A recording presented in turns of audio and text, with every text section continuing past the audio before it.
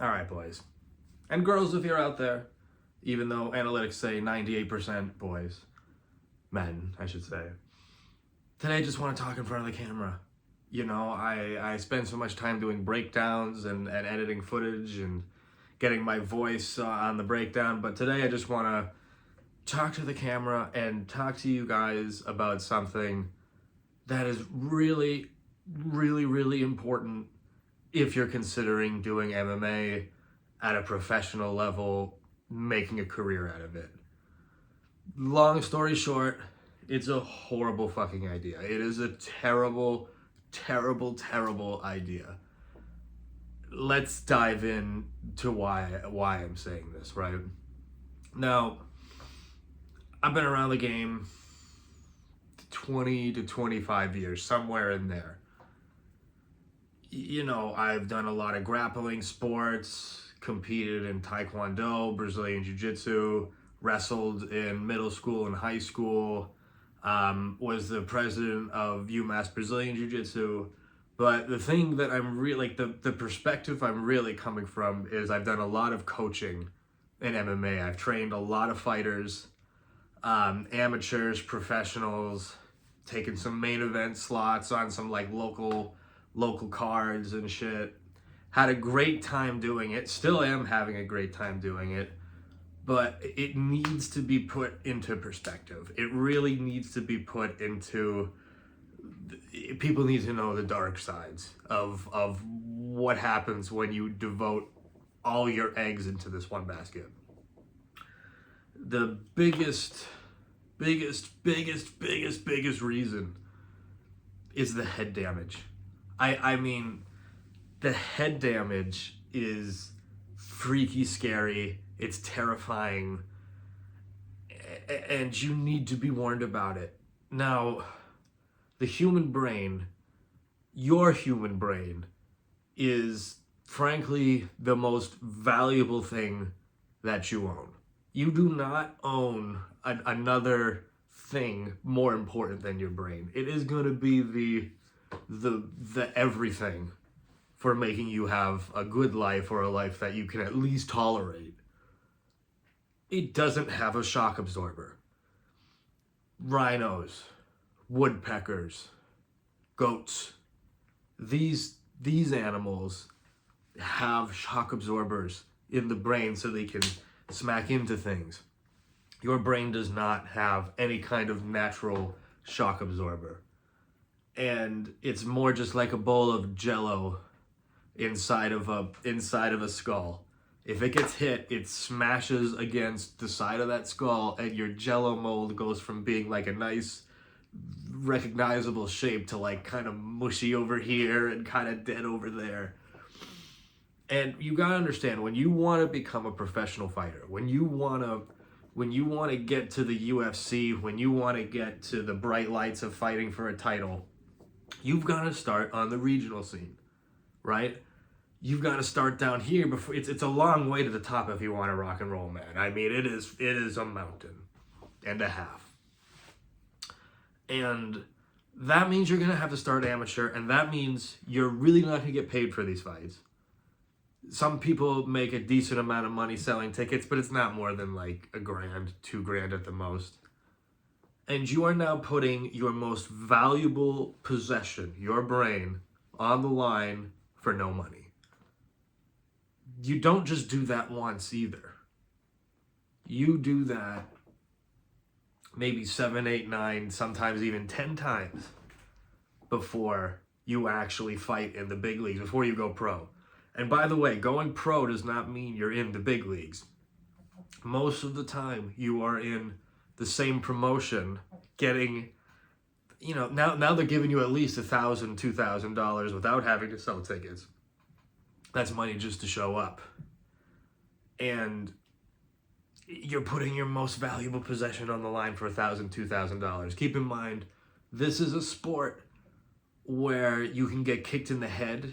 Once you go pro, you can get elbowed on the feet and on the ground. Keep in mind, when you get elbowed on the ground, when you get hit in the head when you're on the ground in general, it's like getting hit twice, because they hit your head and then your head hits off the mat. It's brutal. People don't talk about this a lot, but your head does bounce off the ground after getting hit in the head. And if you're lucky, you're conscious when that happens. If you are lucky, you're conscious when you're bouncing your head off the mat.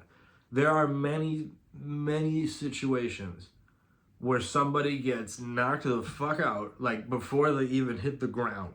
Before they even touch the ground, they're unconscious.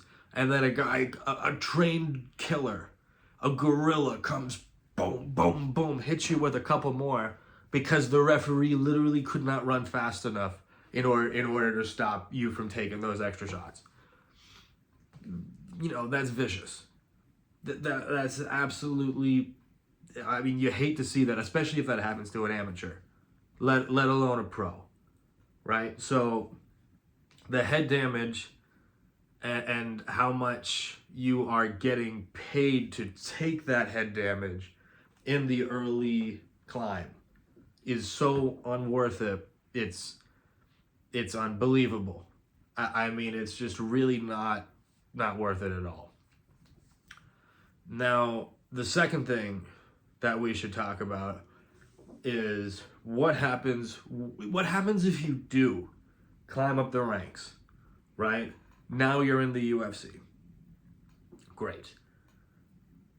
Now you have to face a real killer.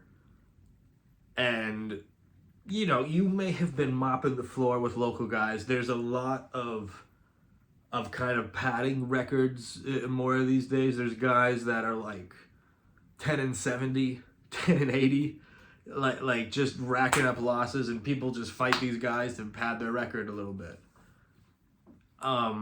There's really none of that once you get to the big leagues. Once you get to the big leagues, now you're facing a killer, no matter what, right? This is a trained assassin coming to take you on, and odds are you might get, your deal will probably be like 35 and 35, 35,000 to show, 35,000 to win. Okay. That's not a whole lot of money. Keep in mind you're putting your most valuable possession on the line.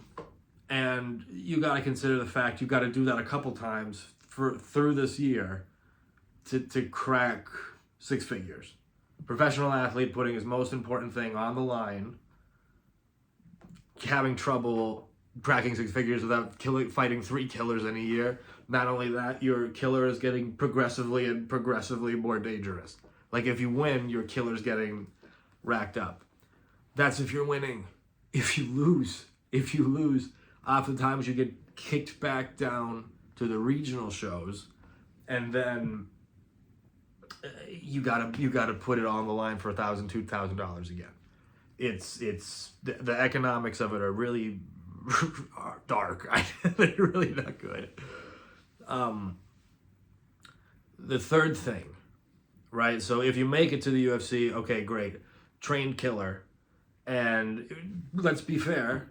Let's talk about how much it actually takes to get brain damage. All it really takes is one good war, right? You get into the UFC and you get in an absolute fucking, you know Donald Fry, the most manly fight in the world. You get into anything like that, you get into a crazy war, odds are you're not walking out quite the same. But the third thing, I digress. The third thing is just the injury in general, the joint injuries. If you're a young kid, you know, I say that I'm 31 now, 2 screws in my shoulder, reconstructive hip surgery on each, orthoscopic reshaping of my hips. The joint stuff sucks. I mean, there's no way around it. The joint stuff fucking sucks. It's the worst. And it's really not going to only affect your quality of life. This is, let alone how it's going to make it harder to do your art, right? You know, you're so dedicated to martial arts, you practice all the time, you're doing all this great stuff, and it's wonderful. And then you blow out your knee. Your body of skill is completely inaccessible for like 6 to 9 months while you recover from that surgery. If you got a blown out knee, guess what? You can't do martial arts. All your time and energy was put into learning martial arts, right? You take so much focus, dedication, all of those ingredients to become a pro fighter. And now you've blown out your knee and you don't even have your skill set at your hands or, available to you till that's healed. That's insane. You ever been in that position? If you're a young blood, you probably haven't, but guarantee you will at some point. God forbid it's your spine, which it very well could be. A lot of herniated discs. Oof. So those 3 reasons, right? 1, the way up isn't worth it for the money. 2, once you're there, unless you're Conor McGregor or the champion, odds are it isn't worth it for the money. 3, even if you are doing well, even if you are being successful, the injury rate is 100%. And if you do get an injury, if that does happen to you, then you don't have access to your skills for the amount of time that you have to heal. You can't even fight your average person on the street now. Like, think about that. You spend all this time devoted to becoming this freaking monster, and you blow out your knee and you're in a cast, you're hobbling around, the average person on the street can now take you out. Oof. Now, listen, I know I'm telling you not to become a pro fighter. What I'm not telling you is not to practice martial arts. I think practicing martial arts, the good ones, your jiu-jitsu, judo, wrestling, boxing, Muay Thai, and MMA. I'm going to consider MMA its own martial art now. It's got so much battle-tested data. It's fantastic. It's as fantastic as its own thing. Studying these and getting good at these, maybe like a purple belt in jiu-jitsu. You can go black belt all the way if you want to. It is a fantastic addition. A wonderful, wonderful, fantastic addition to your art. It is not a great career, though. Fighting in a cage, surprise, it's not that great of a career path. So I need you to make the differentiation between that in your mind, right? I need you to be able to be like, okay, practicing martial arts, wonderful for your health, your confidence. There have been so many times where I've just been, having a rough time in life, and I just was able to tough through it because I was able to tough through good martial arts training, right? I swear it'll help you in every single aspect, all of them. But it will really fuck you up if you fight in a cage for a living. Please make that differentiation in your mind. You can get as much into martial arts as you want. I would recommend having like a side thing or a main career you're focusing on. There's no reason you can't do a career or a career path at least and do mixed martial arts, as a hobby, as a side thing. Maybe you compete, maybe you do a few fights for fun. I've had a couple guys do that where, just to test themselves, just to get in there. A few fights for fun. It's when you have to fight for a living, right? It's when you have to fight for a living, that's not good. That's really, really bad. Not only is the outcome 90% of the time really dark and bad, but you get your brains beat out of you too much, you might not have the intelligence to do something else. You might not be able to switch afterwards because you're out your head. So, please, not hating on martial arts at all. They're the best addition to your life. You want to be a teacher, that's great. I myself, one of my greatest pleasures is teaching martial arts. It's fantastic. Like I said, best thing you could do for yourself, your child, loved one, etc., is give them the gift of martial arts. But God, don't be a cage fighter.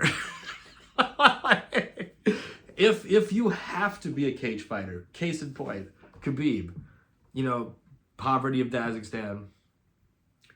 Dad happens to be an elite level coach. To get out of poverty, they fought.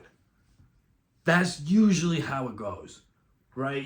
Thailand, a lot of families send their kids to train at Muay Thai gyms so that they can make some money and get out of poverty. In this situation, it makes sense. Fight your way to freedom, essentially. But listen, man, if you come from like a decent family and you have options, or you know, you're in school and you're deciding, well, should I try to go, you know, get good grades and go to college, or should I try to be a cage fighter and get my way up? And you have the ability to do either.